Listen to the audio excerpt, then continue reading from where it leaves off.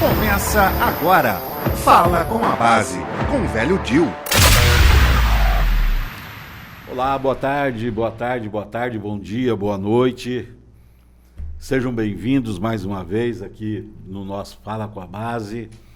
Alguns dias eu e o Gustavo ausente, questão das eleições, enfim, uma série de coisas que a gente teve que acertar, né, nesse intervalo aí. Mas, de fato, estamos de volta, não é?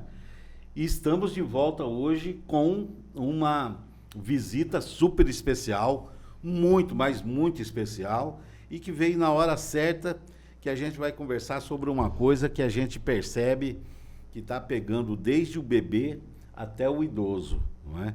Nós tivemos a indicação e estamos aqui hoje na nossa bancada com o Dr. Ronaldo Queiroz, pneumologista, há 42 anos, ou seja, Gustavo, o homem está começando ou não?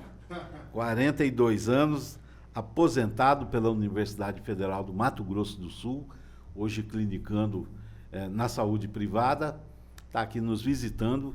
Quero dizer mais uma vez, da minha parte, da parte da direção do Sindicep, seja bem-vindo e para nós é uma honra muito grande tê-lo conosco. Boa tarde a todos, eu que agradeço o convite, estou muito honrado de estar aqui, especialmente para conversar um pouquinho sobre saúde pública, pneumologia, temas de interesse da nossa população. Levar algumas orientações que são importantes, não é? Na prevenção das doenças e na promoção da saúde. Tranquilo. Doutor Ronaldo, para a gente começar o nosso bate-papo, entendeu? Vamos deixar um pouquinho o médico, pneumologista de lado. A gente quer saber quem é Ronaldo Queiroz, da onde veio, quantos anos tem, casado, para que time torce. Muito bem. Realmente é assim. Eu sou nascido em Lins, interior de São Paulo. E aqui em Campo Grande estou há 15 anos. Aliás, uma coisa interessante é que nesses 15 anos, muitos amigos, grandes amigos aqui, passaram por Lins estudando ou no Salesiano, ou especialmente no internato do Instituto Americano de Lins. Instituto Americano de Lins. Você conhece, você jogou bola lá, você me contou.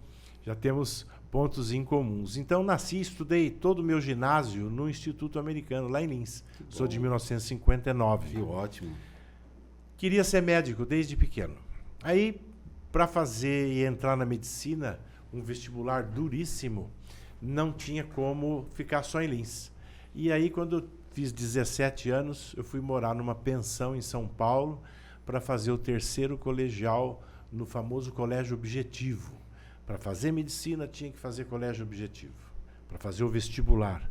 Para dar uma base. Para dar base, porque o interior não tinha. Todo mundo ia embora. Tinha em São Paulo, me lembro, um cursinho chamado Anglo, que era para quem queria engenharia. Sim. E tinha o objetivo para quem era da área da saúde e queria medicina. Fiz o terceiro colegial lá e prestei vestibular. Já entrei com 17 anos na Faculdade de Medicina. Muito bem. Me formei, sou da turma de 1982 e fiquei em São Paulo por muitos anos. Toda a minha formação acadêmica na pneumologia, minhas pós-graduações, especializações foram feitas na Escola Paulista de Medicina. Escola Paulista de Medicina é o nome da Unifesp, aqui é o FMS, sim, Universidade sim. Federal do Mato Grosso do Sul, Sim. lá a Universidade Federal de São Paulo, mas nós, os antigos, só chamamos de Escola Paulista, esse é o nome. Então foi lá que eu fiquei por muitos anos. Muito bem, eu me casei a primeira vez, infelizmente minha primeira esposa faleceu, mas me deu 2 filhas, que estão aqui comigo em Campo Grande, vieram comigo para cá. Qual o nome das meninas? A Juliana, doutora Juliana, que já está no último ano da residência de ginecologia obstetrícia ali na nossa maternidade. Muito bem. E que me deu um presente assim que eu esperava muito, que foi minha primeira neta, a Cecília, nasceu dia 31 de julho. Olha, agora no final do mês faz 3 meses, então é a primeira neta. Vovôzão fresco. Vovô então. fresco, vovô fresco, mas muito feliz. Mais uma mulher, porque eu tenho 2 filhas. Sim. E depois do falecimento da minha esposa, a outra filha quem é? A outra é a Mariana, bem lembrado. Mariana, advogada, está trabalhando ativamente e durante o dia num grande escritório, e à noite ainda faz psicologia, está indo para o último ano para social direito e a psicologia. Então a turma gosta de estudar bastante. São 2 filhas do meu primeiro casamento. Sim, sim. Com o falecimento da minha esposa, me casei novamente com a Rita. Rita é advogada, também lá de Lins. E hoje estamos praticamente há 25 anos juntos. E a Rita tinha 2 filhas também, então são minhas 2 filhas do coração. Resultado em casa, só mulheres, né? Minha esposa, 4 filhas, a Nina, que é a minha cachorra show. Minha não, já tomaram de mim. A Rose, que está comigo, nossa secretária do lar há muitos anos, então eu sou o único homem. Até pouco tempo, que o meu papai é vivo. Papai tem 91 anos, nascido em Lins. Mora com o senhor. Agora sim, mas Sim, ele ficou a vida inteira em Lins. Mamãe faleceu muito cedo, em 1994. E papai casou de novo com uma viúva lá de Lins também, que acabou falecendo em 22, agora 2 anos atrás. E ficou só. Então, eu fui buscá-lo e hoje inverteram-se os papéis, ele está em casa e eu estou cuidando, estou tendo essa felicidade de cuidar do meu pai no meu dia a dia aqui em casa. É um privilégio. Devolver um pouquinho de tudo que eles fizeram por mim e por meu irmão. O meu irmão é cirurgião dentista, há 24 anos mora na Europa, foi embora e não voltou mais. Ele faz implantodontia, hoje mora em Rotterdam, na Holanda. As filhas, minhas sobrinhas casadas, moram em Madrid, então ele está na Europa há muito tempo. Então aqui a família ficou eu e meu pai, e logicamente minha esposa e as 4 filhas, duas de sangue e 2 do coração, mas que nós criamos. Uma grande família. É uma grande, nós chamamos lá de familhinha. Muito bem. Essa é a familhinha do Dr. Ronaldo.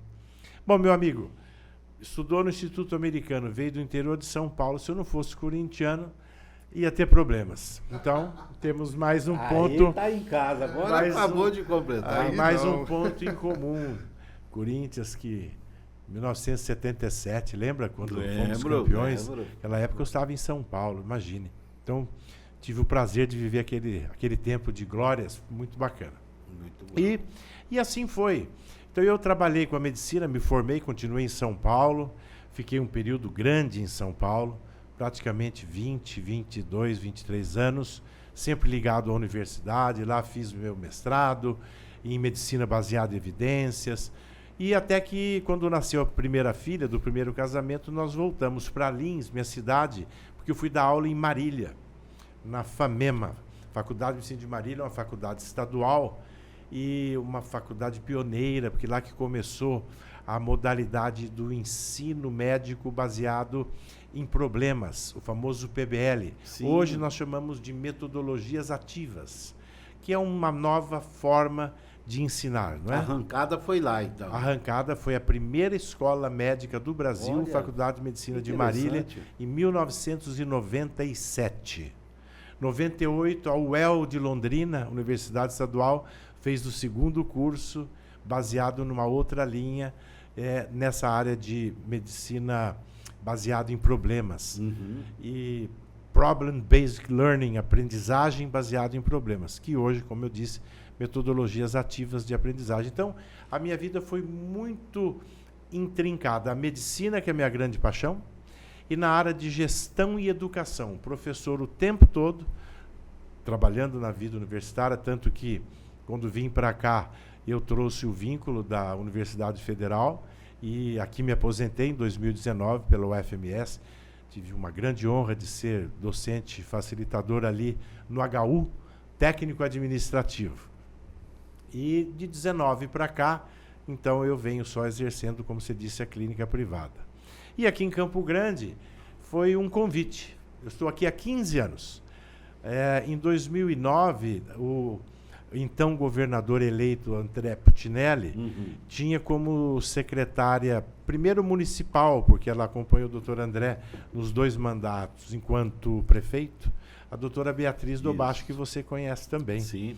E a Beatriz é uma das maiores autoridades de saúde pública do Brasil. Concordo. Só que em Campo Grande que as pessoas não a conhecem. Onde ela passou, ela sempre marcou. Ela foi, para você ter uma ideia, por 3 vezes presidente do CONAS, Conselho Nacional de Secretários de Estado de Saúde. E quando veio o convite, quando eles foram para o governo do Estado, eles precisavam de alguém que era a minha área de administração, de gestão. Eu era professor no Sírio-Libanês, na Fundação Getúlio Vargas, em São Paulo. A área hospitalar sempre foi a minha expertise. Então, o apoio, a Beatriz tinha que cuidar de tudo, desde a atenção básica até a alta complexidade. Me convidou para assumir a Funsal em 2009. Cheguei aqui em setembro de 2009. E ela sempre fez isso com muita maestria, viu? Cuidava muito bem da atenção básica, sem descuidar da alta complexidade. Ela cresceu muito nessa época de governo do Estado, trouxe uma equipe, veio uma consultoria do Ministério da Saúde para auxiliar nos primeiros meses, e aí veio essa proposta de trazer um profissional de gestão. Isso é uma coisa que os governos não entenderam bem.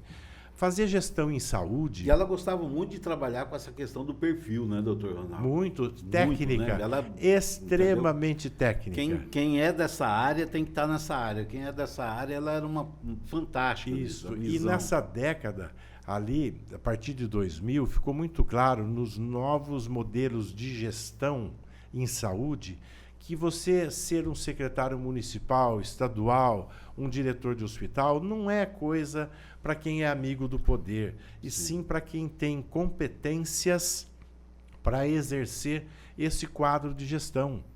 Gerir um hospital, eu fui diretor-presidente do Hospital Regional Rosa Pedrocian por 6 anos, até o final do governo André. E nós fizemos uma gestão profissional.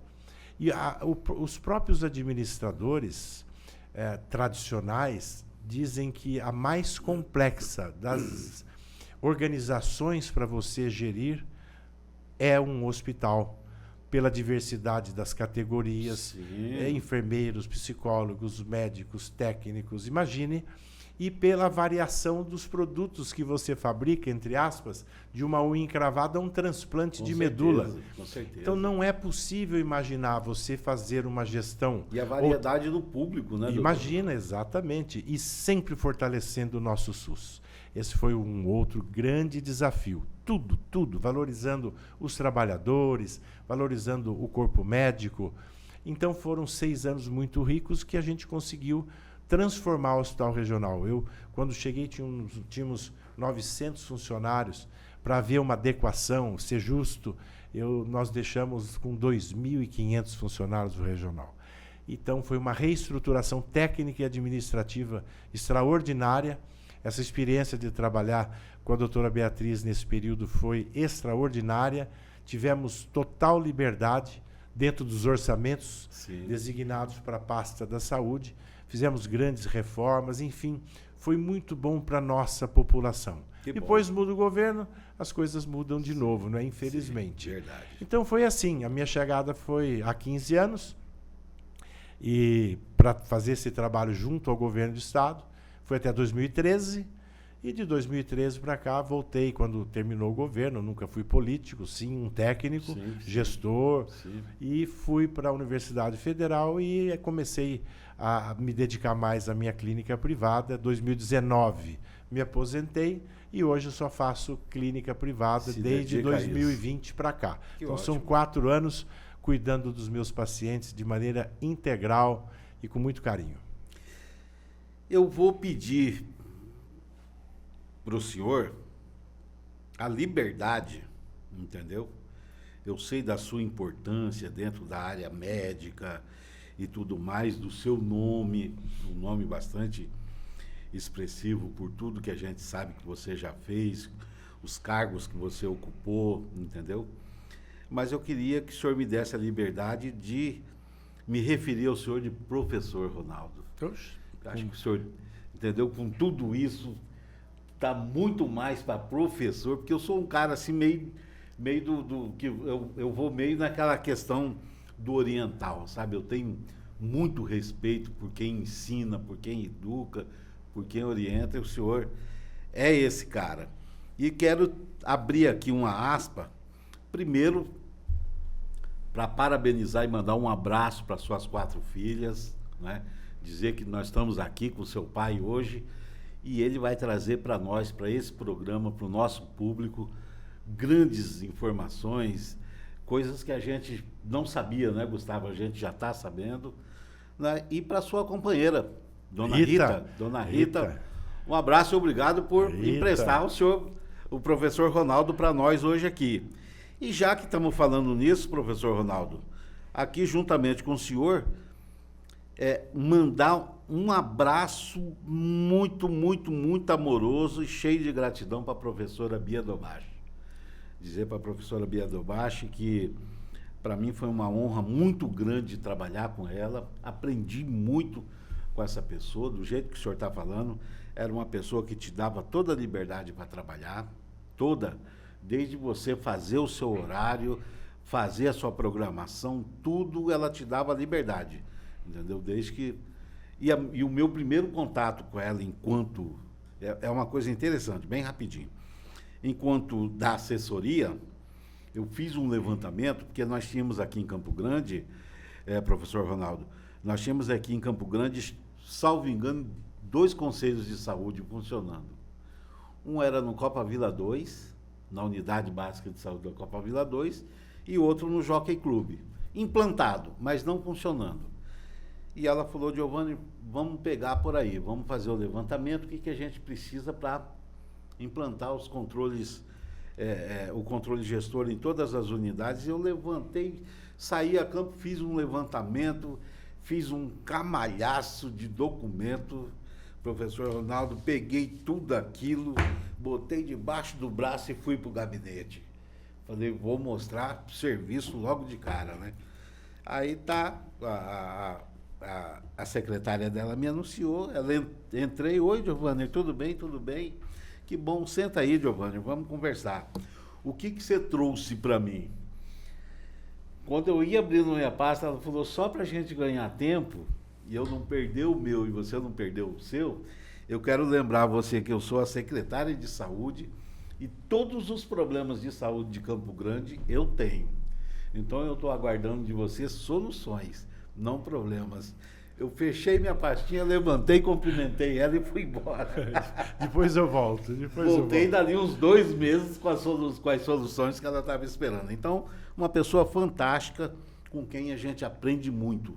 Não é, professor? Até hoje. Até hoje. A Bia realmente é uma pessoa que marcou... Manda um recadinho para ela, professor. Mandei. Eu digo, ela briga comigo, porque eu digo, minha eterna secretária, doutora Beatriz Dobashi. Ela é uma querida. Eu tive um prazer imenso. Trabalhar com a Bia foi um divisor de águas na minha vida, porque eu já conheci muita gente competente, mas que reunisse todas as qualidades que a Bia tem. Sim. Foram muito poucas. Sim. E vir para Campo Grande, mudar em uma semana, o convite para vir para cá foi muito, muito assim, de prontidão. Olha, esse é o projeto, doutor André, na época do governador. Foi mais de supetão do que... Nos deu autonomia total. Nós vivíamos ali, no ano 2000, uma mudança dos paradigmas da gestão da clínica, onde... Você vê como é que é a gestão dos hospitais e da saúde hoje? É médico centrado. Eu sou médico há 42 anos. Que hora que o doutor passa visita no hospital, no paciente internado? A hora que ele quer. Mas não pode funcionar assim. Porque até às 10 da manhã você tem que estar com a prescrição do dia pronto para poder fazer evolução, para mandar para a farmácia, para poder pedir os remédios. Sim. Então, telefona, não vou... As pessoas, os familiares, só porque é SUS, eu queria falar com o médico do meu pai, eu não faltei o trabalho para poder vir aqui na hora da visita. Pô, cadê o médico? Não, ele não pode atender. Mas quando ele atende, não sei. Então, médico centrado, isso não cabe mais nessa sociedade justa que nós todos buscamos. E nós trouxemos essas mudanças de humanização do atendimento e da gestão. E passou a ser uma gestão multidisciplinar, onde todos os segmentos, todos os profissionais, enfermeiros, psicólogos, pessoal da cozinha, da limpeza, do centro cirúrgico, médicos, todos tinham colegiados de gestão, uma gestão democrática, participativa, onde as decisões eram todas muito mais fortalecidas. Sim. Em benefício de quem? Da população, do paciente. Então foi uma experiência grande você ter uma ideia, a doutora Beatriz editou 2 livros sobre essa experiência no estado do Mato Grosso do Sul. Sim. Então, a Bia, meu beijo para ela, e ela sabe que mora no nosso coração, nós estamos juntos sempre. Muito. E foi muito honroso, foi realmente muito honroso. Eu só queria corrigir uma falha. Primeiro, dizer uma coisa para você. Quando você falou de professor, você me encheu de orgulho. Lembrei da minha mãe, que sempre foi professora, e esse amor a levar o conhecimento, a dividir os saberes, sempre foi uma grande honra para mim, um motivo de grande alegria. Então, só me honra você me chamar de professor. Que bom. Que eu dediquei muitos anos da minha vida à educação, não só à medicina e à gestão. Sim, sim. E lembrar, então, só para relembrar, eu tenho 2 filhas, que é a Juliana, que é médica, que me deu a Cecília, casada com o Bruno, a Mariana, que é advogada e faz psicologia. Minhas filhas de sangue da primeiro casamento, primeira esposa. E a Rita, tem a Maria Rita e a Maria Vitória. Maria Vitória mora fora, já há 9 anos está em Londres, e a Maria Rita, mais velha, mora aqui conosco, é a única filha que está em casa ainda. Então, essas são minhas 4 filhas, 2 do coração, 2 de sangue, mas que, no fundo, são todas filhas, tanto para mim quanto para a Rita. Rita é advogada e hoje assessora a parte jurídica, assessora na presidência da Assembleia Legislativa. Agrega-se a isso a sua funcionária. Mais a Rose. Mais a Rose. Mais a Nina, minha mais cachorra. Mais a Nina, a cachorrinha, forma a familhinha. Formou a familhinha. Ainda bem que o seu netinho, meu pai, que ele chama Álvaro Queiroz. Sim. Mas se você chegar em mim e falar onde é que é a casa do seu Álvaro, ninguém sabe onde é. Mas falar onde é que é a casa do seu netinho da farmácia, meu pai é farmacêutico, pronto. Então agora está o seu netinho fazer um contrapeso, né? Tá então certo, estou eu e meu pai certo, em casa para equilibrar um pouco as coisas. Certo.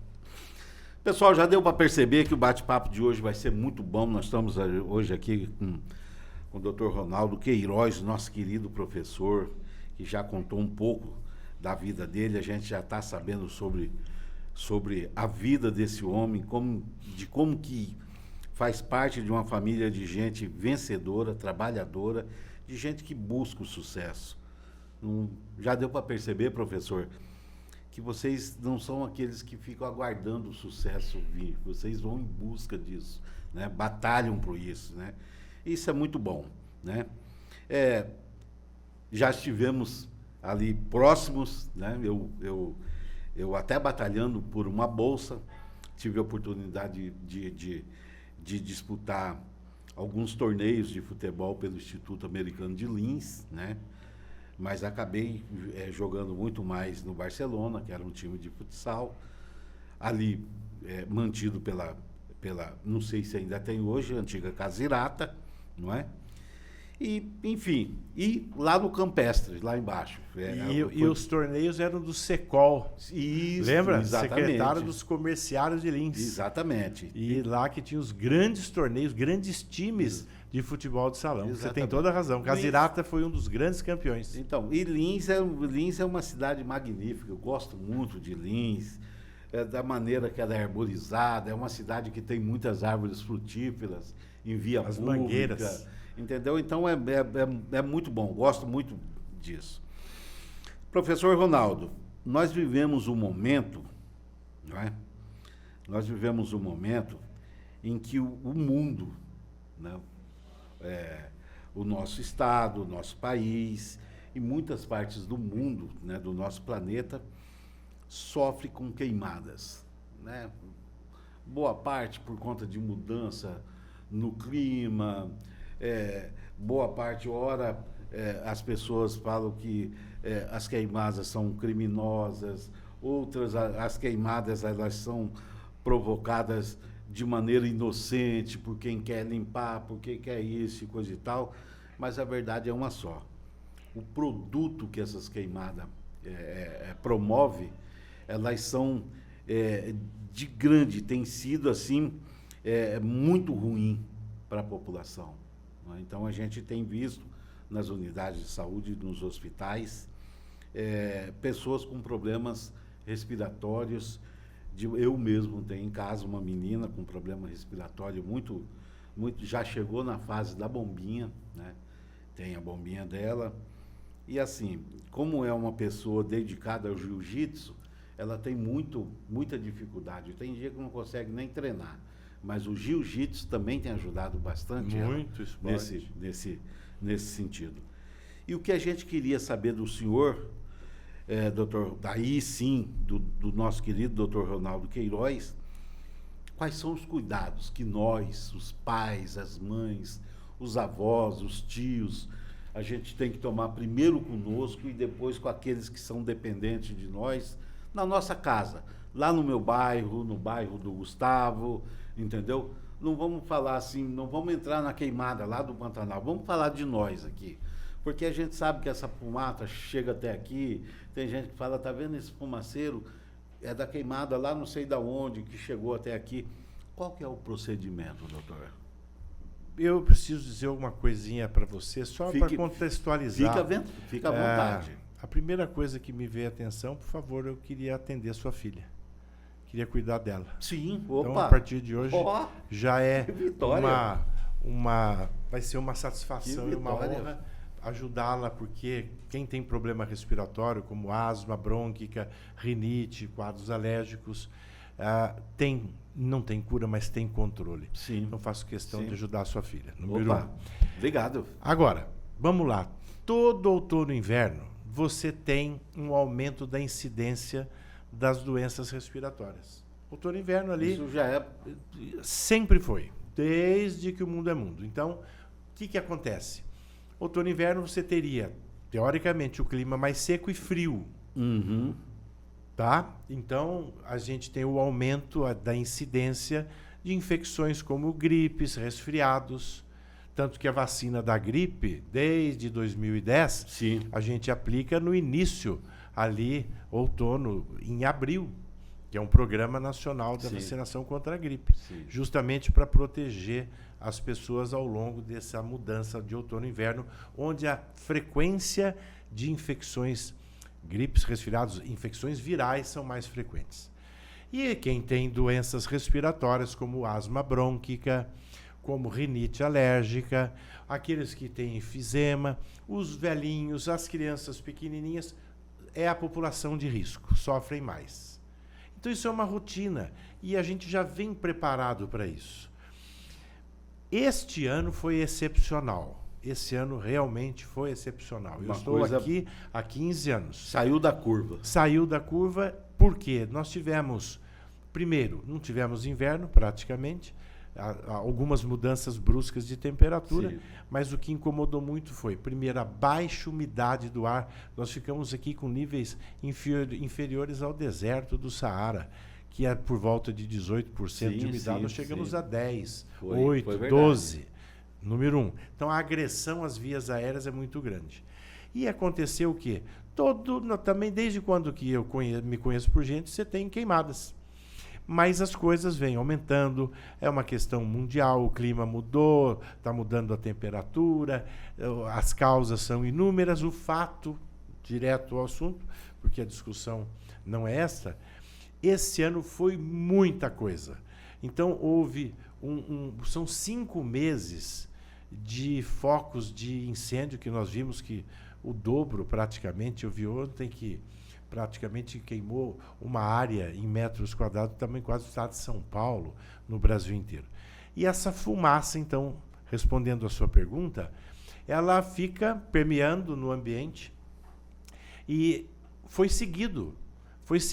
Então, nós tivemos assim um quadro em 5 meses, onde praticamente o Brasil estava pegando fogo.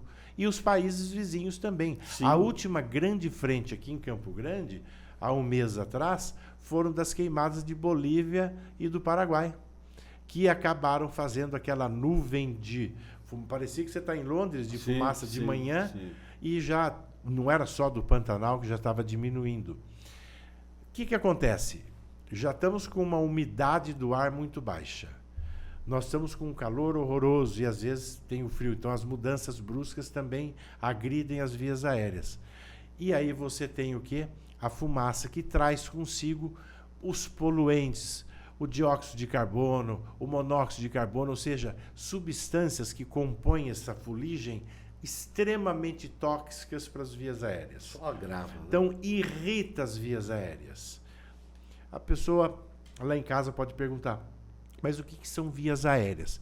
Vias aéreas é o seguinte, quando nós respiramos, o ar entra pelo nariz ou boca, Sim. vai lá para o interior dos pulmões, nos alvéolos, para fazer as trocas gasosas. Sim. Entra o oxigênio que a gente respira, elimina o gás carbônico. Essa é a função da respiração. Vias aéreas é o caminho.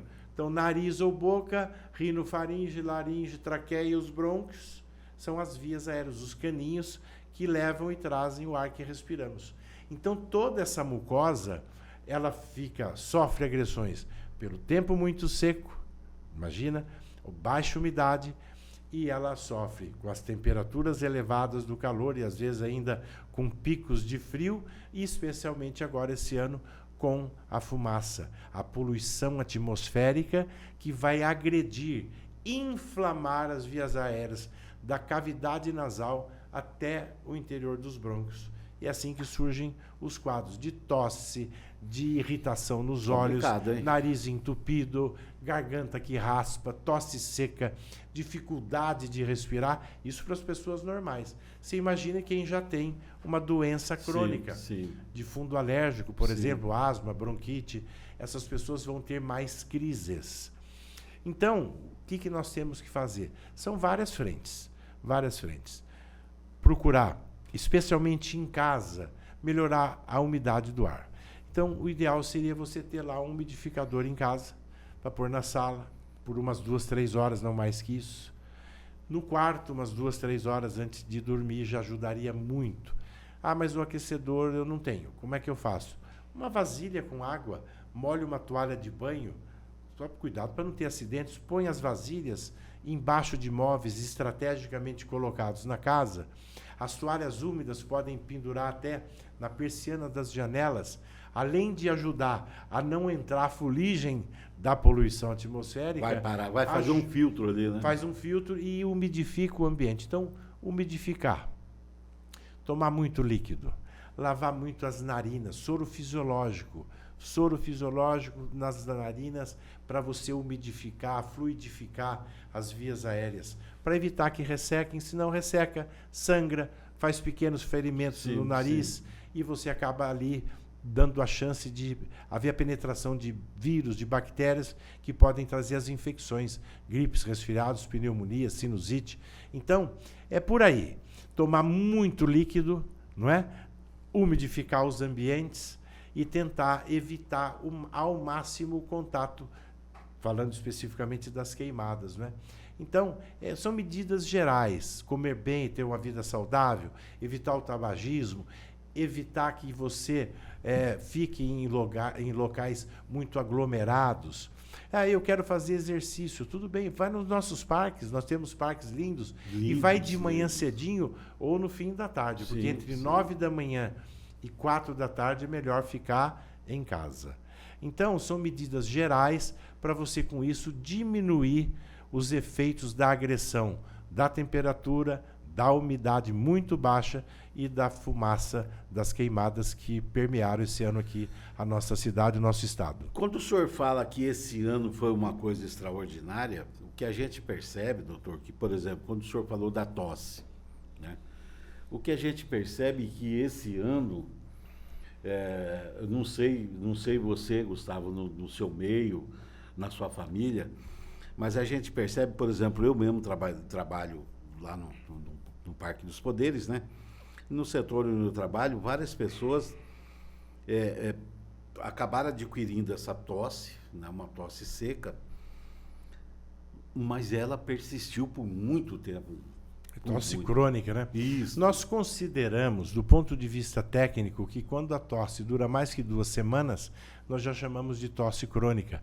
Inclusive, nas unidades de saúde, você vê cartazes do Ministério da Saúde dizendo: se você está tossindo há mais de 15 dias, procure o seu médico, isso numa campanha contra a tuberculose. Porque a tuberculose é uma doença infecto-contagiosa que ainda permeia o nosso meio aqui, na nossa comunidade, e a tosse é um dos primeiros sinais. Mas agora, com essas mudanças de clima e poluição, A inflamação, olha o nome, uma laringotraqueobronquite crônica irritativa pela baixa umidade e pela ação agressiva da poluição, provoca um quadro de uma inflamação crônica que gera tosse crônica. Então é muito importante fazer o diagnóstico, porque ao mesmo tempo que você identifica o paciente, tem um risco muito grande, sabe qual é? É de você procurar os serviços de saúde. Isso tem gerado, eu sempre que posso dou esse alerta, porque está tossindo muito, está irritado. Você vai procurar, tanto na saúde pública quanto privada, você vai nos serviços de urgência e emergência, eles estão lotados. Lotados. E bastou ter um pouquinho de tosse, às vezes uma febrinha muito pequena, aqui que acontece, a pessoa acaba tendo que procurar o pronto-socorro, procurando uma consulta, procurando tomar remédios, e muitas vezes sai lá com antibióticos, com cortisona, com remédios que não estão indicados. Então, até isso é ruim, a necessidade eventual de tratamento e procurar mais do que necessário as unidades de saúde. Professor Ronaldo, a gente ouve falar muito em asma, bronquite alérgica, renite alérgico, enfim, a gente ouve falar muitos nomes. E o que de fato, quais são os agravos realmente que a gente tem com relação às vias aéreas? Nós vimos que, então, essas condições climáticas têm como população de risco as criancinhas, os extremos e os velhinhos. E também os pacientes portadores de doenças respiratórias crônicas, especialmente a asma brônquica, a rinite, o enfisema pulmonar. E aí veio uma dúvida, você está dando uma oportunidade muito boa para... Asma brônquica. Asma brônquica. Olha, é uma situação que há muitos anos, lá na Escola Paulista de Medicina, nós tínhamos uma liga, um departamento de educação em asma brônquica, porque olha só, as pessoas, população leiga, quem está nos ouvindo em casa, sim, é muito comum falar, olha, meu filho tem bronquite alérgica, ele tem muita tosse, chiado, e vive indo no hospital tomar inalações. Aí a vovó tá junto, fala, eu não acho que isso é bronquite alérgica, não. Acho que ele tem bronquite asmática. E aí começa uma briga da vovó com a mamãe se ele tem asma brônquica ou bronquite alérgica. Gente, este paciente, ele tem tosse, chiado, falta de ar. Ele tem asma brônquica. A asma brônquica é uma doença inflamatória das vias aéreas. De fundo alérgico, pode ser familiar, porque geralmente tem uma conotação genética, filhos de pais alérgicos e asmáticos, os filhos podem nascer assim, e cujos sintomas são o quê? A inflamação dos brônquios, o estreitamento da via aérea, o broncoespasmo, que provoca tosse, chiado, falta de ar, que pode ser leve, moderada e grave. Sim. Essa doença chama-se asma brônquica e as pessoas chamam de bronquite ou de bronquite alérgica ou de bronquite asmática ao longo da vida. Tem pessoas, para você ter uma ideia, que chegam assim na clínica e falam, doutor, tudo bem? Eu vim trazer aqui a Maria, porque a Mariazinha, ela está com 15 anos e ela tem uma bronquite alérgica, eles levantam o dedinho assim, a mamãe, coitada, ela nunca foi orientada, desde os 5 anos que ela tem muito chiado. E agora ela tem tido muitas crises, eu tenho que ir para o pronto atendimento, ela faz inalações, toma remédio, volta para casa, melhora um pouquinho e volta. E eu estou até com medo, doutor, que essa bronquite alérgica vire asma. Eu falo, mas por quê? Eu falo, porque asma é grave, é uma doença grave. Não. Asma é o que a sua filha tem, sempre teve. E aí a gente orienta. A gente fala que é um problema só de erros de nomes. Porque eu entendo assim, como é que vai dar certo o tratamento se o paciente não sabe, ou o familiar, qual é o nome certo da sua doença? Simples assim. Não tem como tratar. Imagina um jovem que tenha diabetes tipo 1, tem que tomar insulina 2, 3 vezes ao dia. Você pega meninos que têm diabetes de 10, 11, 12 anos, eles dão uma aula de diabetes para médicos. Porque eles aprendem, eles têm que se defender, porque se não tomar insulina, ele morre. A asma brônquica foi relegada para um canto. e nem o nome direito eles sabem. E é uma doença que não tem cura, é crônica, mas tem controle. Se você controlar, você tem uma vida normal. Então, asma brônquica é o nome correto. E olha só que legal. 90% dos quadros de asma brônquica são leves. 5% tem asma moderada, ou seja, crises mais frequentes, sofre um pouco mais. E 5% é a asma grave. Então, uma doença que tosse, chiado no peito, tem uma relação muito íntima com o tempo, com as gripes, resfriados, infecções e com muitos outros gatilhos de alergia, ácaro, fungo, pelo de cachorro, de gato, cheiros de produtos químicos, ou seja, quando você irrita a via aérea, você provoca uma inflamação, você tem a tosse, chiado, falta de ar, porque os brônquios se fecham, uma crise de asma, e nem por isso é grave. Não tem cura, então não adianta tratar só na crise. E aí vai o outro alerta para todos que estão nos ouvindo. Tirou da crise, procura um especialista, porque o tratamento é contínuo, a doença é crônica. O tratamento principal não é tirar da crise ali no pronto-socorro. É a hora que você sai do pronto-socorro e você vai tratar com medidas várias. O tratamento ficou muito moderno. Existem hoje condições de você proporcionar a quem tem asma uma vida normal. Interessante. O senhor falou das 3 fases. Né? Tem a leve, a moderada e a grave. Não é? 90% da população quadro leve. Apresenta um quadro leve. Isso. Professor Ronaldo, o que leva um quadro que está ali colocado para mim como moderado para grave? O que agrava isso? Basicamente, a falta de tratamento correto. Ponto. O que acontece? Quando você tem uma agressão, não importa, eu tenho asma, então eu tenho as vias aéreas, olha só, uma doença inflamatória crônica das vias aéreas. Os brônquios estão aqui. Então, se você tiver uma agressão por temperatura, gripe, resfriado, cheiros fortes, ácaro, pelo do gato, ou seja, algum gatilho que irrite a via aérea, entra em crise. Broncoespasmo é uma doença inflamatória. Você vai para o pronto-socorro, toma uma medicação, o brônquio abre de novo, você respira normal, vai embora e não continua o tratamento, que tem que ser crônico também. Então, ele vai tendo picos inflamatórios ao longo dos anos. Essa inflamação crônica tem crise, melhora um pouco, mas não trata mais. Aí ainda chegam e falam, eles, olha, leva essa bombinha aqui, que geralmente é o salbutamol, aerodine, aerolim, e se tiver crise, use. Aquilo é um paliativo. Isso é, hoje, até desaconselhado pelos consensos internacionais, diretrizes internacionais, para não se usar essa droga isolada, e sim tratar a inflamação.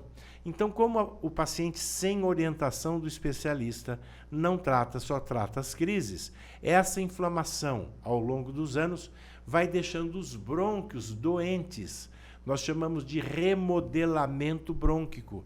Inflama, desinflama, inflama, desinflama, vai ficando velho, com cicatrizes, duros, a respiração ruim. Essa doença vem desde a infância, 4, 5 anos. Quando ele chegar aos 35, 40 anos, é como se ele tivesse sido um grande tabagista, ele tem uma doença pulmonar obstrutiva crônica, de tanta inflamação, e os brônquios ficam deformados. Aí de um quadro que era leve ou moderado, ele passa a ter um caso grave por falta de tratamento correto. Muito bem. Professor Ronaldo, ainda sobre essa questão, o senhor já disse aqui que a questão da alimentação ela é muito importante, né? Não só para essa questão das vias aéreas e coisa e tal, mas eu acho que, né, para a vida toda, né, física das pessoas. E assim, a gente ouve muito falar, por exemplo, como eu disse para você, eu tenho uma filha, né, com esse problema, e tem vezes que ela realmente não está legal, a gente percebe, a respiração e tudo mais. E a gente ouve muitas pessoas falando bem assim, põe ela na natação, põe ela Só que o lance dela é jiu-jitsu. E a gente percebe que o jiu-jitsu já tem ajudado bastante. Quais são os benefícios do esporte para quem tem Asma esse brônquica. problema, né? A asma?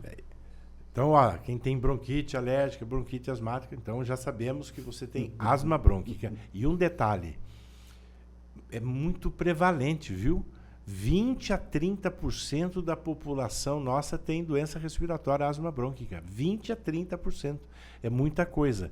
E outro detalhezinho, quem tem sabe, quem tem asma brônquica, tosse, chiado, crise de falta de ar, que tem um fundo alérgico, geralmente tem rinite associada. Escorre, espirra, coça o nariz, tem que ficar pingando o remédio. Então a asma não vem sozinha. Como é uma doença das vias aéreas, a asma vem sempre, ou quase sempre, acompanhada da rinite alérgica. Ela vem uma comissão, então. Toda a via aérea está comprometida. Aqui nas vias aéreas superiores, se inflamar, tem rinite. Espirra, entope, escorre, complicação são as sinusites. Se inflamar os brônquios e tiver a tosse e chiado, asma brônquica. Essa é a ideia das duas coisas, não é? Agora, nós falamos agora há pouco que tem gente que não sabe o nome da doença ainda. Então, existem muitos paradigmas quando se fala de asma brônquica. Quantas pessoas que você não ouviu, eu com nesses 42 anos, quantas vezes, é impossível contar.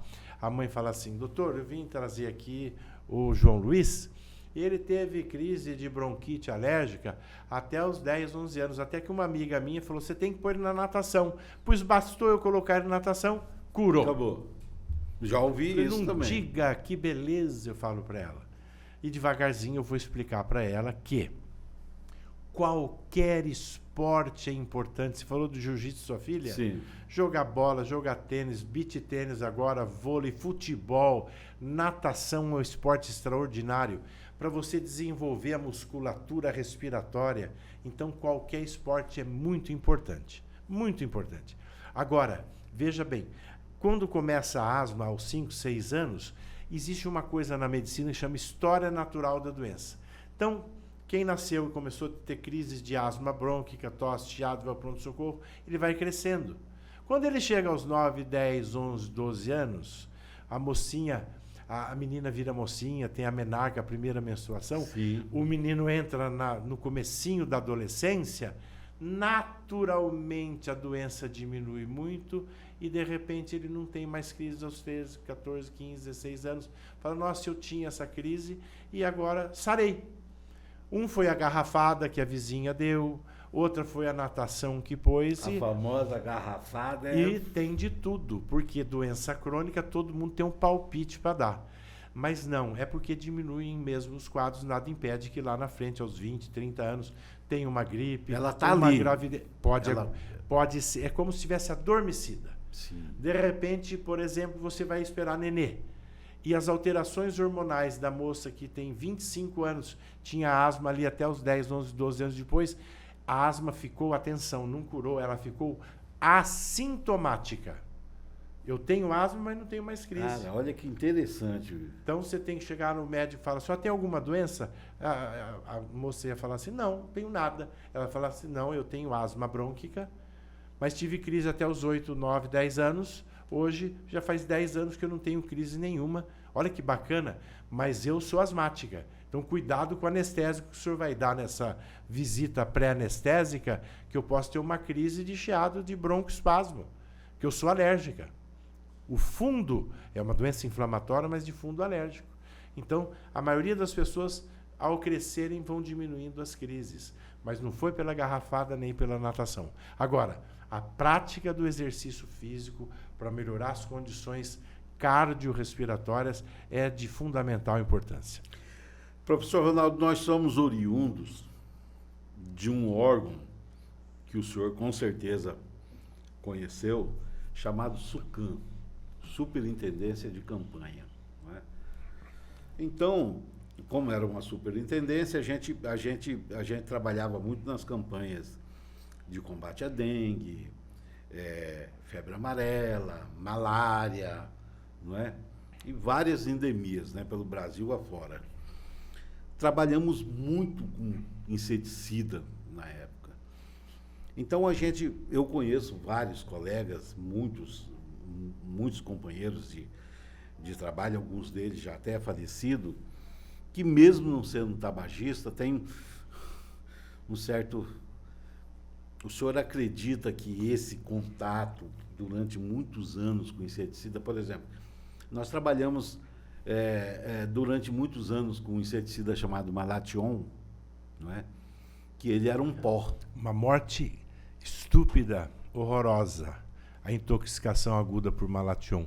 Eu que trabalhei 30 anos, fui chefe de pronto-socorro em vários hospitais, é uma intoxicação, é uma droga colinérgica que é uma coisa muito triste. O paciente que entra em insuficiência respiratória por Malathion, ele exala, quase que contamina os médicos e enfermeiros que estão no entorno dele, tem que usar máscara para poder acudir à intoxicação aguda ou tentativa de suicídio. Sim, sim. Agora, o que você me falou sobre essa questão, e aí respondendo à sua pergunta de contato com substâncias, são duas coisas diferentes. Existem as pneumoconioses, olha que nome. Pneumoconiose é uma doença pulmonar relacionada ao trabalho. Quem trabalha muito no carvão, lá no fundo da fazenda, tem aquelas casinhas para fazer carvão, vender carvão, ele tem ali a inalação do carvão, então ele tem a antracose, que vai provocar uma fibrose, uma doença pulmonar crônica irreversível. Quem trabalha com amianto, lembra da telha de Eternite? Sim, teve uma briga, foi para o Congresso Nacional, se pode ter ou não ter mais telha, a gente chamava lá de amianto, PVC, sim. E aquele amianto também provoca doenças pulmonares crônicas irreversíveis, fibrose pulmonar. O asbesto é outra situação que provoca doenças crônicas, mas doenças que vão provocar inflamação e fibrose. Agora, existem situações, substâncias, cheiros fortes, como um veneno, como num incêndio, o bombeiro... Hoje eu atendi um bombeiro pela manhã, ele queria saber se o pulmão dele estava comprometido. Não, o pulmão dele estava ótimo, mas os incêndios que ele acudiu, com monóxido de carbono, que ele inalou, essas inalações, que não sejam de exposição prolongada, são rápidas, tem um problema mais agudo. Então, você às vezes precisa até acudir, usar oxigênio, levar ele embora daquele local, mas não vai gerar uma doença pulmonar crônica. Entendi. É uma intoxicação aguda, isso existe muito. E outros são substâncias que provocam a doença pulmonar crônica, essas pneumoconioses decorrentes à exposição frequente, como relacionada ao trabalho, ao amianto, ao asbestos ou ao carvão, por exemplo. Entendi. Professor Ronaldo Queiroz, que bate-papo fantástico, viu? Nós tivemos aí uma lacuna, né, Gustavo? Tivemos aí um tempo afastado, até por conta da eleição. O Gustavo tinha as correrias dele para fazer, eu tinha as minhas e coisa e tal. A gente tinha uns acertos para fazer aqui no nosso estúdio. E estamos voltando com esse bate-papo com o senhor, que está sendo para nós, assim, de maneira fantástica.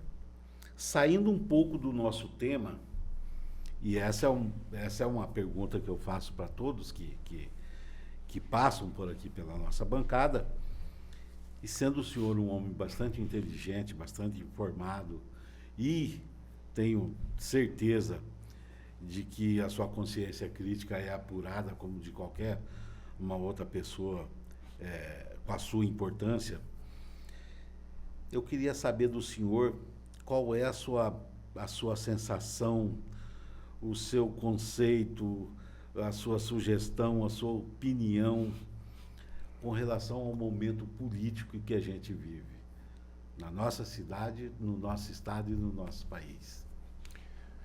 Pergunta boa. Mas depois eu quero falar de duas coisas importantes também, ainda que me lembrei que são importantes para os nossos ouvintes.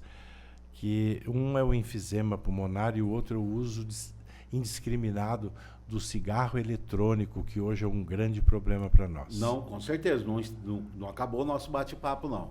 Politicamente falando, eu nunca fui político partidário, eu sempre fui um técnico.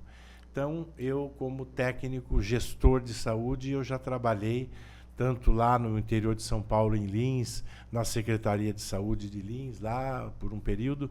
Como eu vim para Campo Grande, trabalhei no governo do estado como um técnico gestor de alto nível para ajudar a construção de uma saúde pública justa, que fosse de qualidade, que garantisse o acesso da população. Então, a minha visão política é da justiça social.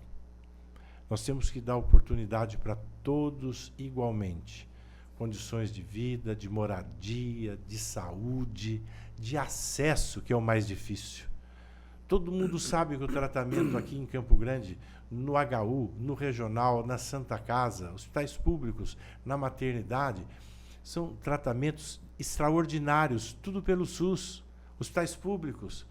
Duro é internar, porque nós temos poucos leitos e temos uma atenção básica de baixa resolutividade. Baixa resolutividade. 90% de quem está na porta de uma UPA agora, se eu fizer uma visita técnica, 90% vai para casa, medicado e orientado. E não precisava estar lá. Por que ele vai lá? Porque lá tem médico 24 horas. E no postinho, o sujeito tem um vínculo de 4 horas, trabalha 1h30 e vai embora.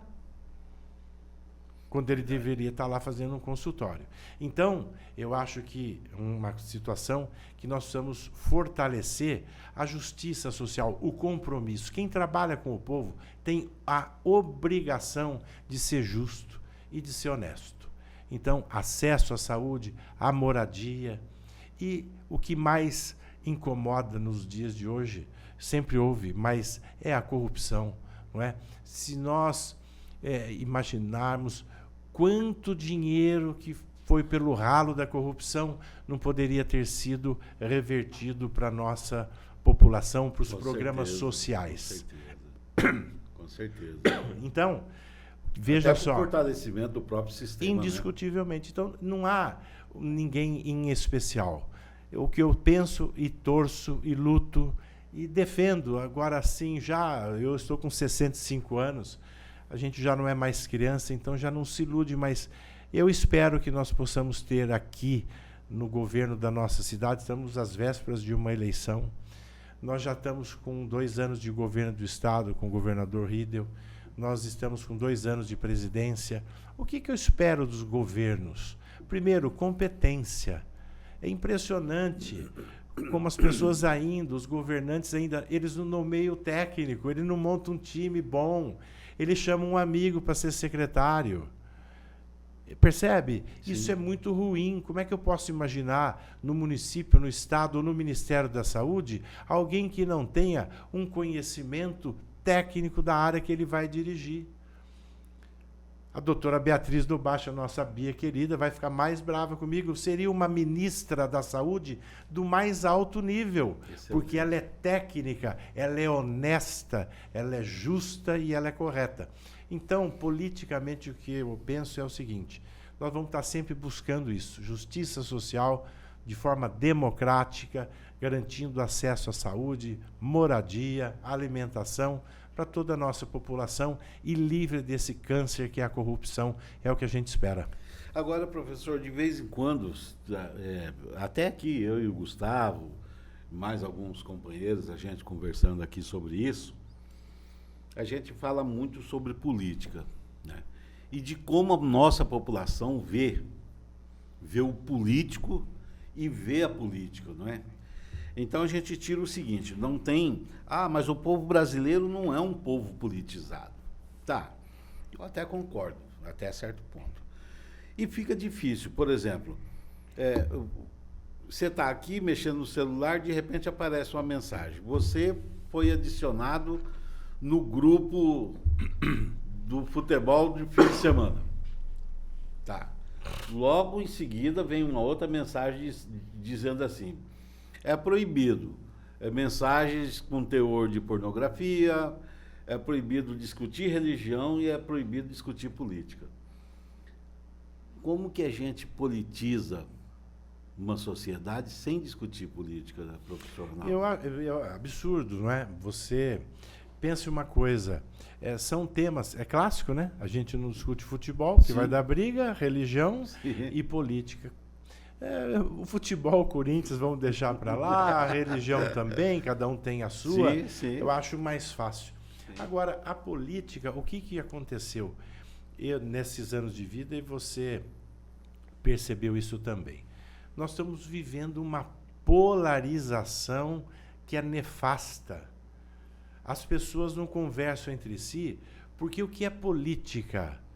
Política é a arte da conversa, da concordância, da aproximação. De você pode discutir ideias, você pode, e não precisa ter a mesma ideia do outro, mas juntos você pode somar ideias e construir algo de bom para a população. Sim.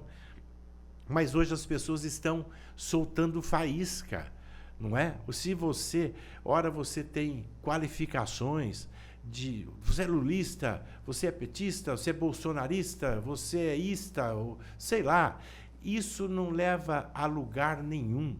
Então, o que eu sinto falta é exatamente isso. Quantas famílias nós não vimos quase se desfazer por causa de política recentemente? Verdade. O pai acha uma coisa, o filho acha outra, o genro outra. A hora que você vê, está uma discussão que perde o controle. Tem irmãos estremecidos. Irmãos, tem famílias que se separaram por causa de divergências políticas, quando, na verdade, todos têm ideias, independente de qual o segmento, se você tem características mais sociais ou não, quais são os valores. Isso tem que ser colocado na mesa e conversado. E você chegar a um bom senso. Então, sou a favor do diálogo. Isso é democracia. É incrível, tem pessoas que falam que defendem a democracia, mas não aceitam a opinião nem a fala alheia. Esse sujeito é um fascista, ele é fascista. Porque se só a minha verdade que prevalece, então, espera um pouquinho, que democracia é essa? É bom enquanto é para mim. É bom é minha. Eu que estou certo. Sim. Eu não quero nem ouvir você. Opa, espera um pouquinho. E eu sou democrata. Não, não é democrata. Então, eu acho que é isso. A gente precisa conversar mais, sim. Mas com educação, com tranquilidade, com segurança, com humildade, resiliência. Você tem que ter tranquilidade, porque só assim, somando as diferenças, é que nós vamos ter grandes projetos para a nossa população. O senhor sabe o que me assusta mais, professor Ronaldo, é que é o seguinte, é que a gente sabe, a gente tem certeza e a gente tem conhecimento disso, que um dos nossos produtos, que um dos nossos tesouros mais importantes para nós brasileiros, que é justamente o Sistema Único de Saúde, depende muito do setor político, entendeu? Então, é uma coisa que nós, enquanto eleitores, porque agora, nesses últimos tempos, eu tenho dito o seguinte, professor Ronaldo, eu não sei o que me assusta mais, se são os políticos ou se é o eleitorado, entendeu? Porque são dois setores que têm que ser estudados, muito estudados. Então, eu sou um militante do SUS. Eu não sou só um usuário do SUS, eu sou um militante do SUS. Eu tenho provas concretas de que o Sistema Único de Saúde já ajudou muito esse país, o povo desse país, e eu tenho certeza que o Sistema Único de Saúde, ele for implantado um dia, 100%, com toda a sua universalidade, com toda a sua equidade, com toda a sua integralidade, professor, o rumo da vida dessa nação muda. Muda porque é o seguinte, quais são os 3 primeiros princípios do Sistema Único de Saúde? Entendeu? Promoção, proteção, prevenção e, em 4º lugar, recuperação da saúde da população. Agora, você imagina uma população com a saúde prevenida, com a saúde protegida, com a saúde promovida, imagina a potência que a gente não pode virar, professor. Você está coberto de razão. E são 42 anos trabalhando e 48 anos dedicados ao SUS. Agora que eu faço minha clínica privada, porque eu já cumpri minha missão. Mas a vida inteira eu posso dizer que foi dedicada ao SUS, que é o maior plano de saúde do mundo. nós temos o SUS como organização que é perfeita. O que nós precisamos é de uma gestão adequada. Eu vou insistir nesse ponto. Você falou da interferência política. É um câncer. Por quê? Porque o político ele vai buscar até na desgraça alheia alguma vantagem. O político que não presta. Tem políticos bons. Sim, agora, sim. O SUS, por ser um sistema de saúde, ele precisa ser gerido, ele precisa ser tratado primeiro, com o controle social. Nós temos os conselhos, nós implantamos dentro do hospital regional o conselho interno do hospital, o conselho local. Sim, Toda unidade tem que ter o seu conselho, até chegar aos grandes conselhos, municipal, estadual e Conselho Nacional de Saúde, para poder ser um órgão fiscalizador que vai corroborar as medidas, fiscalizar, eles vai trazer ideias, isso é importantíssimo. Muito bem. Agora, fazer SUS, para ele dar certo, precisamos de mais financiamento, isso é indiscutível. Porém, precisa ser exercido por pessoas que conheçam o SUS. Eu fico imaginando, e isso é... Você tem diretores de hospital, Brasil inteiro. Uhum. Você tem secretários nos mais de 5.000 municípios brasileiros. Você tem secretários nos estados brasileiros que, se você perguntar qual é a Lei 8080, ou o que ela significa, ele não sabe. Como é que uma pessoa... mas ele é um excelente administrador. Ele foi presidente de um convênio, ele fez pós-graduação lá na gestão privada. Tudo bem, escuta, a atenção do sistema suplementar, quem toma conta é a ANS, Agência Nacional de Saúde. É uma outra legislação. São empresas que visam o lucro. E tem uma outra característica. Aí você pega um sujeito que é originário, às vezes nem isso, desse setor privado e coloca para ser um secretário de saúde municipal, estadual e, às vezes, por que não, ministro. Como é que isso pode dar certo? Impossível. Não tem como. Impossível, porque ou ele vai ter que impor o respeito e para os outros obedecerem, ou as pessoas vão desprezá-lo. E você sabe que o respeito não se impõe, ele se conquista. Se conquista. Então, você pega uma pessoa que não é do ramo, como é que vai reunir o time da saúde se ele não tem noções da estrutura que o SUS pode trazer, os benefícios que ele pode trazer para a população? Verdade. Então, enquanto os governantes continuarem trazendo leigos, amigos do rei, para ser secretários, se eu não entender nada de asfalto, de engenharia, de nivelamento de rua, como é que eu vou ser secretário estadual, municipal de obras? Entende como é? Então, isso é uma coisa que nós tínhamos que mudar, é profissionalizar a gestão. É tão simples. O governante traz um time bom, aí corre só para cortar a fita, ele que é o político. Eu fui diretor, eu posso dar esse exemplo pessoal para você? Sim. Eu fui diretor do Hospital Regional 6 anos, nunca fui político. Então eu brincava com o governador na época o seguinte: o senhor fica tranquilo, quando estiver pronto, nós fizemos uma reestruturação, 60 milhões de reais de investimento, várias obras, foi uma coisa assim, extraordinária, que quem está lá sabe o que eu estou falando. Ele ia para inaugurar e não se preocupava, porque não tinha corrupção, tinha tudo correto, feito com muita segurança, com decência, acompanhado com tecnicidade, o conselho trabalhando junto, o sindicato brigando o tempo todo.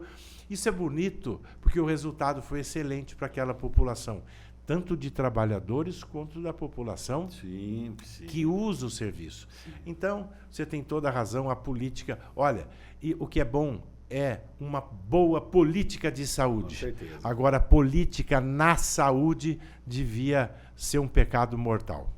Eu me recordo, professor, que teve uma época aqui em Campo Grande, ainda sob a gestão da professora Bia, entendeu? Que para você gerenciar uma unidade de saúde, você tinha que passar por um curso que foi implantado aqui por ela, no município de Campo Grande, chamado GEROS. Gerenciamento de unidade, uma coisa assim. Se a pessoa não passasse por esse curso, ela não assumiria a gerência de uma unidade de saúde. Ou seja, todas as gerentes que a gente tinha, Ela tinha conhecimento do que estava falando. Entendeu? Gustavo, me recorda qual que é o nome da pessoa que indicou o doutor Ronaldo para nós? Foi a doutora Yanara. Yanara, doutora Yanara, uma grande médica, colega radiologista lá do Centro Radiológico, ali na Afonso Pena 3007. Yanara é uma grande radiologista, grande amiga. Eu quero mandar um abraço para a doutora Yanara, dizer para a senhora muito, mas muito obrigado por ter indicado o nosso convidado de hoje. Obrigado mesmo, doutora. Vamos aguardar a senhora aqui na nossa bancada, viu? A senhora aqui na nossa bancada para falar um pouco sobre o setor da senhora. Convite feito, viu? Professor Ronaldo, antes da gente encerrar o nosso bate-papo, eu quero que o senhor fale para nós sobre o tabagismo. Dele tradicional, né? Com tabaco tradicional e dos famosos vape, vapor, Pods. Não pode, desculpa o trocadilho, não pode. Primeiro eu queria trazer um conceito. Nós já falamos da asma brônquica, que as pessoas chamam de bronquite alérgica. Todo mundo sabe o que é enfisema pulmonar? O sujeito fuma e fala, você precisa parar de fumar, que isso dá enfisema. O que é enfisema? Não sei, mas eu sei que não é bom. É isso. O que é enfisema pulmonar? Sei que é grave. Não é? Então, vamos lá. O tabagismo provoca uma doença. O tabaco, ele tem substâncias tóxicas. O tabaco irrita as vias aéreas. Muitas, mais de 4.700. Aff, Maria, hein? Mas nós vamos falar de duas. Uma é o alcatrão e outros, formaldeído, que são cancerígenos, então provocam o câncer. E a outra é a nicotina, que provoca a dependência física e psíquica. É mais fácil você cuidar de um paciente viciado em cocaína do que o fumante parar de fumar, porque o vício, o grau de dependência física e psíquica da nicotina é muito alto. Pois bem, quando você inala essas substâncias no tabagismo, você provoca uma irritação. Então, essa irritação das vias aéreas inflama os brônquios. O bronco produz mais muco, ele tem a tosse, o pigarro, o ran-ran, a tosse do fumante. Esse quadro é um quadro de bronquite crônica. Olha a diferença. Uma inflamação crônica provocada pelo cigarro por substâncias irritantes. Outras substâncias vão lá nos alvéolos, que é a parte final do trato respiratório, onde tem as trocas gasosas, e vão destruindo aquela estrutura. A destruição dessa estrutura, assim, terminal dos pulmões... Vai corroendo isso. Corrói, rompe, muda a arquitetura. Essa destruição é o enfisema. Então, o tabagismo provoca bronquite crônica, tosse, catarro, é o tossidor crônico, produtor crônico de catarro, e provoca o quê? Tosse seca, cansaço, falta de ar, pela destruição que você tem nos seus alvéolos, baixa absorção de oxigênio, que é o enfisema. Então, a associação da bronquite crônica e do enfisema pulmonar, que é a destruição dos alvéolos, hoje nós chamamos de DPOC, doença pulmonar obstrutiva crônica. Quando eu falar DPOC, eu estou falando do enfisema, eu estou falando da bronquite crônica juntos. É uma síndrome e que se caracteriza especialmente porque o sujeito que é tabagista, ele começa a ter cansaço, começa a cansar, tudo progressiva e insidiosamente, é lento. É um mal que vem devagar. Então começa a cansar, ter tosse, falta de ar, até ir piorando essas condições de respirar com cada vez mais dificuldade. Esse é um alerta para tabagista. E o cara dele fumar. E você, se for fumante, o risco é imenso. Então, a DPOC, 95% é provocada pelo tabagismo, 5% pelas senhoras que ficam lá na beira do fogão de lenha no nosso interior. Entendi. Porque a respiração da biomassa, que é a fumaça do fogão de lenha o dia todo, também provoca DPOC. Então, isso é uma coisa importante. Mas o tabagismo sempre foi a principal causa. Deixa eu só abrir uma vírgulazinha bem rapidinho nessa fala do senhor. Tem até uma brincadeira que o pessoal faz sobre aquele... não sei se o senhor lembra, na época, que eram permitidos essas propagandas de televisão bonita, aquelas produção grande. E uma das melhores que tinha era da Marlboro, né? Aí o pessoal parou de passar aquela propaganda da Marlboro e o pessoal começou a falar: o cowboy morreu, o cowboy morreu. Morreu mesmo. Morreu. E morreu como? Morreu de câncer de pulmão. De verdade fumar. Isso não é mito, não. Mas a sacanagem veio depois. Falou bem assim: sabe quem que morreu agora? Não, o cavalo do cowboy, que era fumante passivo. O que tem de verdade nisso? Na passividade de alguém que vive, por exemplo, eu sou fumante, fumo há 30 anos, entendeu? E tem praticamente 30 anos de casado. Quer dizer, há 30 anos eu fumo do lado da minha esposa. No mesmo ambiente, na sala ou no quarto, que você tiver um fumante, ou seja, para cada cigarro que você fumar, quem tiver perto fumou 30%. Os riscos são praticamente os mesmos. Se você fumar 3 cigarros, ela fumou 1. Entendi. 30% é esse número bem redondo para mostrar o que é o fumante passivo. Inclusive, quando você fala em DPOC, tem várias causas. O tabagismo, inclusive o tabagismo passivo, também é causa de DPOC. Ótimo. E os riscos de outras doenças, porque quando fala cigarro, a gente fala sempre de pulmões. Mas o cigarro pode dar câncer de pulmão, câncer de garganta, ele pode dar infarto, ele pode ter risco de AVC, do derrame cerebral. Então, são muitos os problemas que tem o tabagismo. Mas tem uma notícia boa. Com as políticas públicas, olha como funciona a política pública. Nos últimos 10 a 15 anos, nós tínhamos uma média de 20% da população tabagista. Hoje está entre 9% e 10%. Olha que Então, você não vê. Por quê? Porque foi tomada consciência e implantadas medidas de saúde pública para você evitar que a pessoa tenha essa indução desde a infância. Então, não tem mais propagandas de cigarro, não tem mais Marlboro. Na Fórmula 1 não tem mais o Marlboro lá na McLaren, você se lembra disso? Sim. Você não tem uma porção de coisa, no cigarro vem escrito e mostrando doenças que ele pode causar, ou seja, foram implantadas políticas públicas para diminuir a dependência e a busca, especialmente entre os mais jovens. Então, isso vem diminuindo bastante. Hoje nós temos uma média de 9% a 10% da população brasileira tabagista. O que fez a indústria, que quer o dinheiro?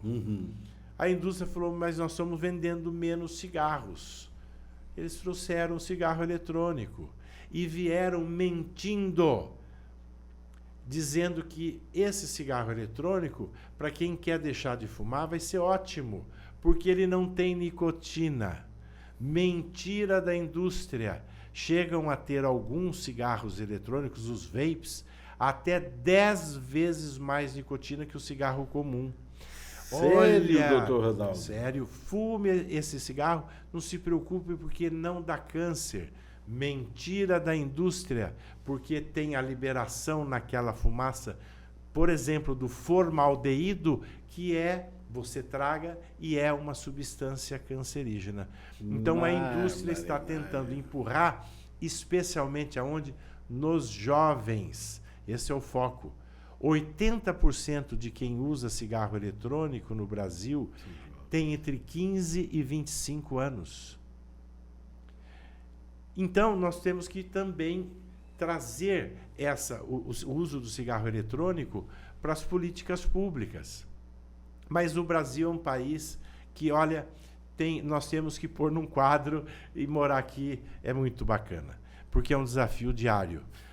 Nós temos uma senadora da República que levou uma proposta de legalização da fabricação, da utilização, da venda do cigarro eletrônico no Brasil, para virar lei, porque isso já é proibido desde mais de quase 10 anos atrás, que é proibido o cigarro eletrônico. Então, o que é vendido por aí é tudo contrabando.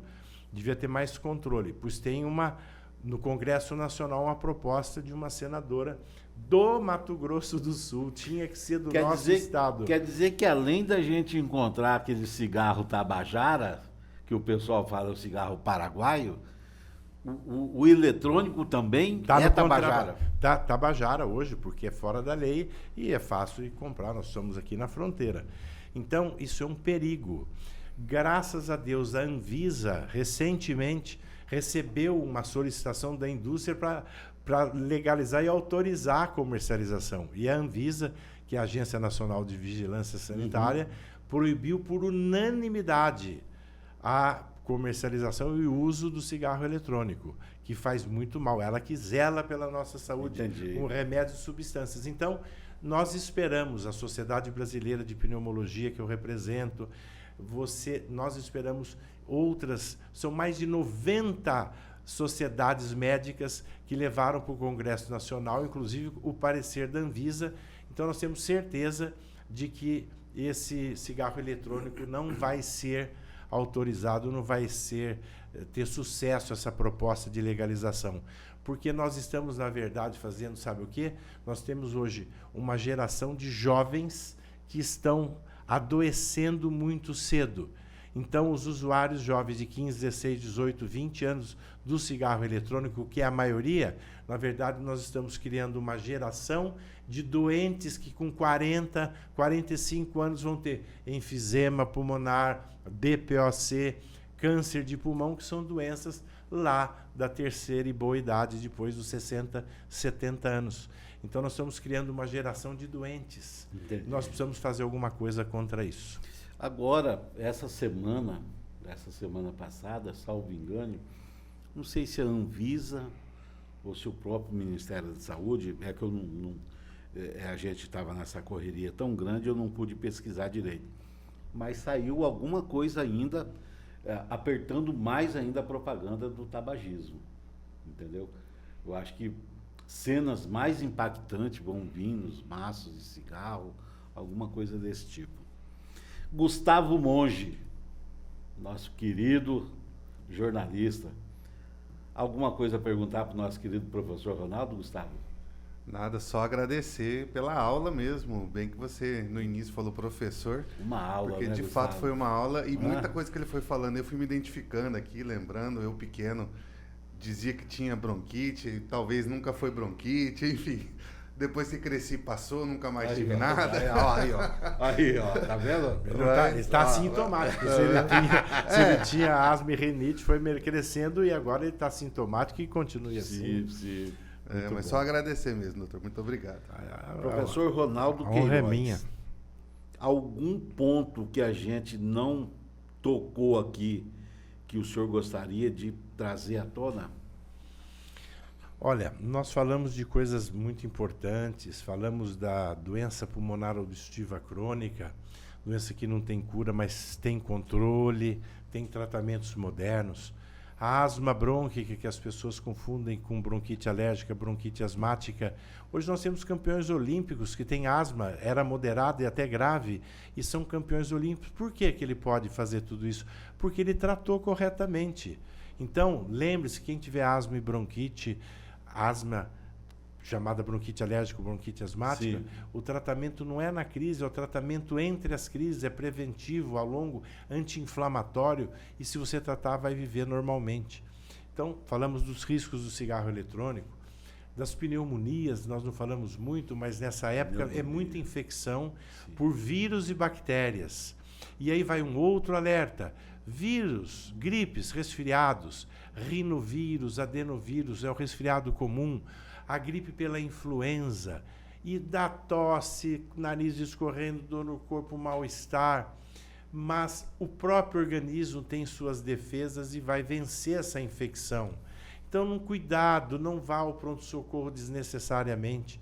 E o que eu peço aos colegas que trabalham nas salas de urgência e emergência públicas e privadas, todo paciente que vai com resfriado, uma gripe, uma virose, sai do hospital com uma receita de antibiótico e de cortisona.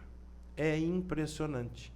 Cortisona, para uma virose aguda, vai diminuir as defesas do paciente. Nossa e o antibiótico, não existe antibiótico para vírus, só para bactérias. Então, uma gripe ou um resfriado que depois de 5, 7 dias complicou, com febre, dor, catarro, secreção amarelada, é evidente que houve uma infecção bacteriana oportunista. Aí você procura um especialista, com certeza vai precisar de antibiótico, você está com uma pneumonia bacteriana. Mas para virose, é comer bem, ficar em casa, chazinho da vovó, muito líquido, e tratamento é sintomático. Deu febre, dipirona. Está com o nariz escorrendo, um descongestionante, repouso, 4, 5 dias você vai melhorar. Muito líquido. Muito líquido, comida saudável, comida leve. Então, as viroses são doenças que são autolimitantes. Mas hoje nós estamos tendo um exagero de prescrições de antibióticos, de corticoides. Vale o alerta tanto para a população, quanto um pedido para os colegas que estão na linha de frente para tomar cuidado e só prescrever a medicação correta, porque ao invés de fazer o bem, você pode trazer o mal, oferecendo remédios fortes. A cortisona, ela diminui as defesas do paciente. E o antibiótico, se você não tem bactéria, vai criar resistência bacteriana. Quando precisar do antibiótico, ele não funciona mais. Então, esse é outro ponto que eu queria chamar a atenção. No mais, meu amigo, agradecer a oportunidade, né? Muito, muito gostoso estar aqui com vocês. Obrigado pelo carinho. E eu queria só a minha palavra é de gratidão pela oportunidade.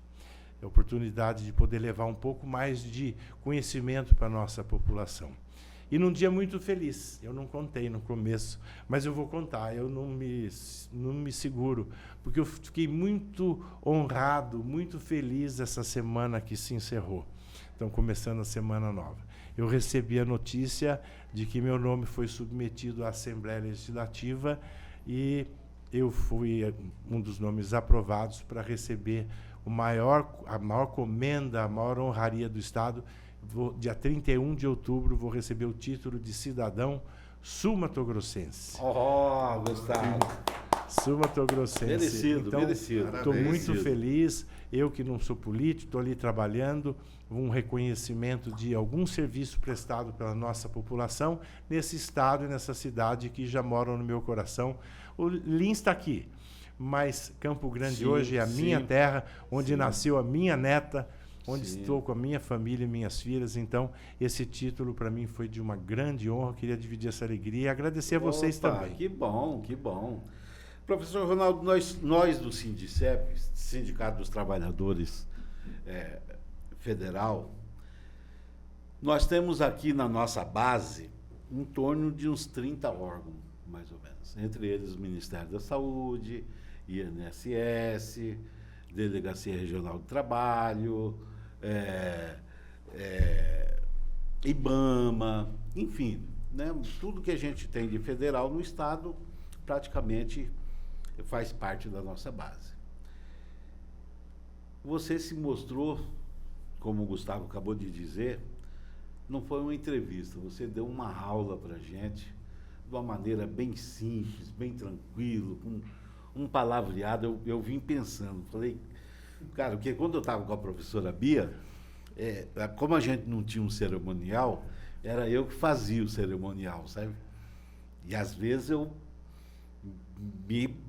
acabava me complicando, né? Porque eu já falo português mal e mal, fora o português não falo mais nenhuma língua, né?